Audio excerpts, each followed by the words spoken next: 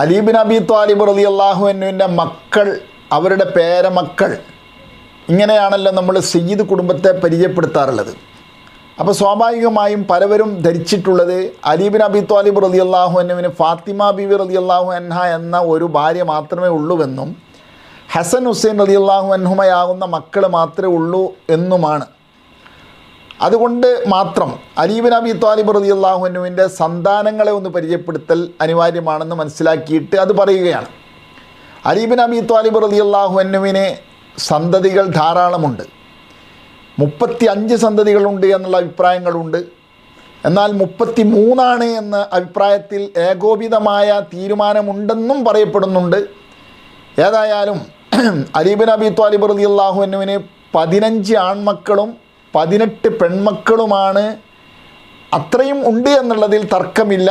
അതിനപ്പുറമുണ്ടോ എന്നുള്ളതിൽ അഭിപ്രായ വ്യത്യാസമുണ്ട് എന്നാണ് ഇബ്നു അംബ പോലുള്ള മഹാന്മാർ പറഞ്ഞു വെച്ചത്. ഇമാം അബ്ദുറഹ്മാൻ മഷ്ഹൂർ റളിയല്ലാഹു അൻഹു അദ്ദേഹത്തിൻ്റെ ശംസുൽ വഹീറ പോലുള്ള ഗ്രന്ഥങ്ങളിൽ അക്കാര്യം പറഞ്ഞിട്ടുണ്ട്. അതുകൊണ്ട് ബഹുമാനപ്പെട്ട അലിയാർ തങ്ങളുടെ ആ സന്തതികളെ ഒന്ന് നമുക്ക് ചെറുതായ നിലക്ക് പരിചയപ്പെടുത്താം. ആദ്യമായി ഫാത്തിമ ബീവി റളിയല്ലാഹു അൻഹ, അലി ബിൻ അബി ത്വാലിബ് റളിയല്ലാഹു അൻഹുവിൻ്റെ ആൺമക്കളെ നമുക്ക് പരിചയപ്പെടുത്താം. ആദ്യമായി 15 ആൺമക്കളാണ്. ഈ 15 ആൺമക്കളിൽ നിന്ന് ആദ്യമായി നമുക്ക് എണ്ണേണ്ടുന്നത് പ്രഥമമായ സ്ഥാനത്ത് നിൽക്കുന്നതും ബഹുമാനപ്പെട്ട ഹസൻ റളിയല്ലാഹു അൻഹുവാണ്. പിന്നീട് ഹുസൈൻ റളിയല്ലാഹു അൻഹു. അവർ ലോകപ്രസിദ്ധരായതുകൊണ്ട് ഇൻഷാ അല്ലാഹ് കൂടുതൽ വിശദീകരിക്കുന്നില്ല. അവരുടെ ചരിത്രങ്ങൾ, അവരുടെ സന്താനങ്ങൾ, സന്താന പരമ്പരകൾ, അവരുടെ ചരിത്രങ്ങളാണ് തുടർന്നുള്ള നമ്മുടെ വീഡിയോ പരമ്പരയിൽ കടന്നു വരാൻ പോകുന്നത്.